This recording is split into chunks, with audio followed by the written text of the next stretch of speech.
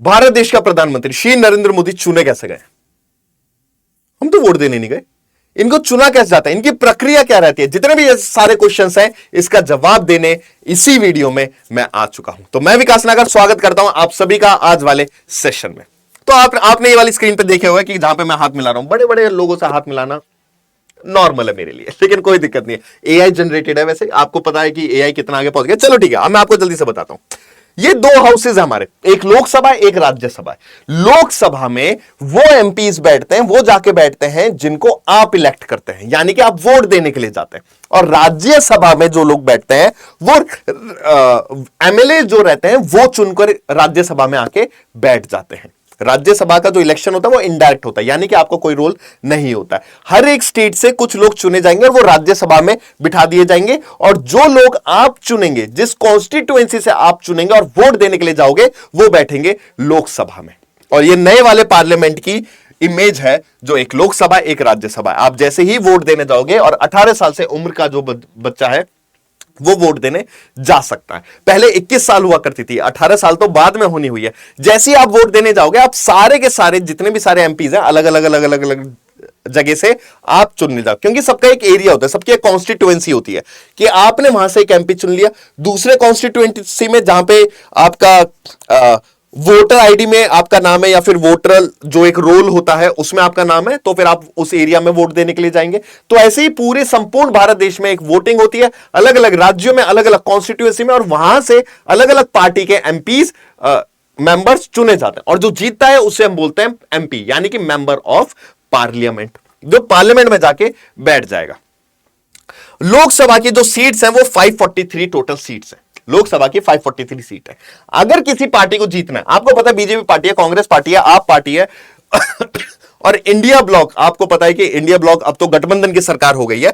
तो अगर किसी पार्टी को जीतना है, अगर किसी पार्टी को जीतना है तो इसकी आधी से ज्यादा उसको सीट लेनी पड़ेगी, इससे आधे से ज्यादा, यानी कि उस वाली पर्टिकुलर मेजॉरिटी को जो हम बोलेंगे, उस वाली पर्टिकुलर मेजॉरिटी को क्या बोला जाता है इंडियन पॉलिटी के अकॉर्डिंग? एब्सोल्यूट मेजॉरिटी उसे चाहिए।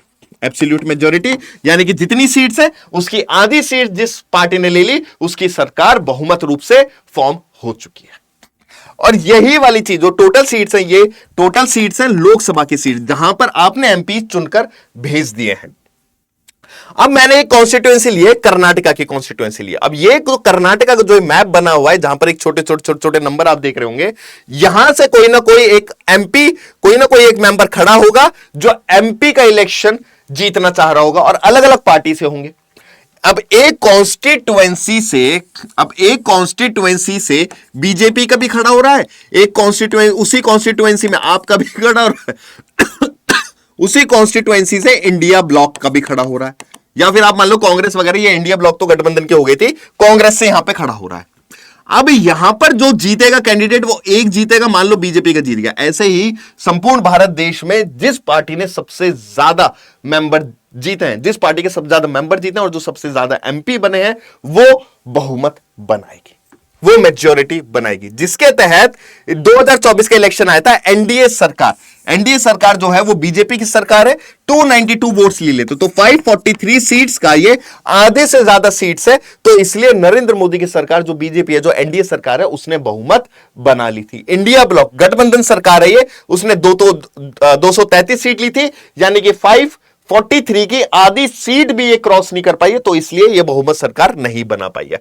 अब जो सरकार बहुमत बन गई है, अब ये सारे बीजेपी कैंडिडेट्स हैं, ये सारे के सारे एमपी जीत गए हैं और पार्लियामेंट के लोकसभा में जाकर बैठ गए हैं। अब जैसे पार्लियामेंट के लोकसभा में बैठेंगे, अब इनके बीच में एक मीटिंग होगी कि भैया हमारा लीडर कौन। और ये लोग, जिन लोगों को आपने चुन के भेजा, ये सारे के सारे लोग जो चुनेंगे वो एक इंसान को चुनेंगे कि हमारा लीडर ये होना चाहिए। इसके बेसिस पर हम चलेंगे, यही हमको मिनिस्ट्री अलॉट करेगा, यही हमारी मीटिंग लेगा, हर एक चीज होगी, और वो सारे नाम चुनकर एक इंसान का नाम बताते हैं, और वो कहलाया जाता है प्रधानमंत्री इस देश का, जो कि है नरेंद्र मोदी।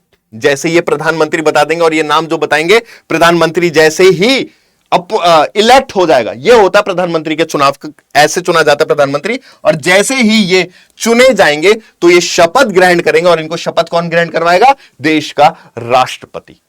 और देश के राष्ट्रपति के बस नाम जाएगा कि ये हमारा प्रधानमंत्री है, ये हमारी पार्टी है, हमने बहुमत प्रूव कर ली है, और आप चाहे वोट दिलवाना चाहे तो आप वोट दिलवा लो, और इनको हम लोग इलेक्ट करना चाहते हैं, और ये शपथ लेंगे as the prime minister of India. As the prime minister of India Shri Narendra Modi हमारा शपथ लेंगे, और उसके बाद इनका रोल 5 साल का जो है वो स्टार्ट हो जाएगा। इस तरीके से प्रधानमंत्री भारत देश का इलेक्ट होता है। आई होप आपको ये वीडियो बहुत अच्छी लगी होगी। आप किसी ना किसी एक वीडियो में कि राज्यसभा का इलेक्शन किस तरीके का होता है, और ऐसी बहुत सारी वीडियोस आनी है, और आप एक्साइटेड हैं तो चैनल को जरूर सब्सक्राइब करना, वीडियो को लाइक करना, और कमेंट में जो आपको जिस टाइप की आपको वीडियो चाहिए वो कमेंट सेक्शन में जरूर लिखना। वो वीडियो मैं जल्दी ही लेकर आऊंगा। Till then take care, bye bye and see you soon.